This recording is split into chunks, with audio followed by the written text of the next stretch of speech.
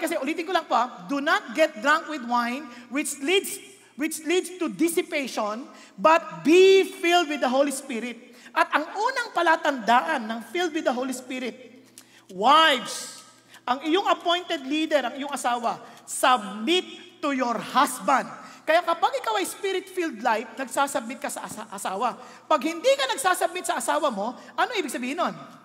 You are filled with what?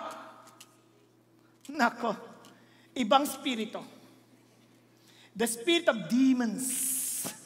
Sorry wag ka magalit, pero totoo yan. Yun ang galing sa Bible yun eh. Now, ang asawa naman na filled with the Holy Spirit, husbands, love your wives. Paliwanag yan. Ang lalaking hindi nagmamahal sa asawa at nagmamahal sa iba. Anong tawag dyan? Yan ay punong-puno rin ng kademonyuhan. Hindi, totoo lang. Kaya yun ang challenge ng Diyos sa atin. So even the children yung appointed leaders are parents, then hindi lang yun. Yung parents, ang appointed leaders, of course, for every one of us, our government leaders. So we need to submit to them.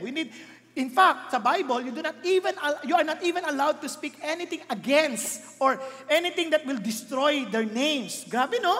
You will not speak anything bad against the appointed leaders. But why? Because we love God. Because we obey God's word.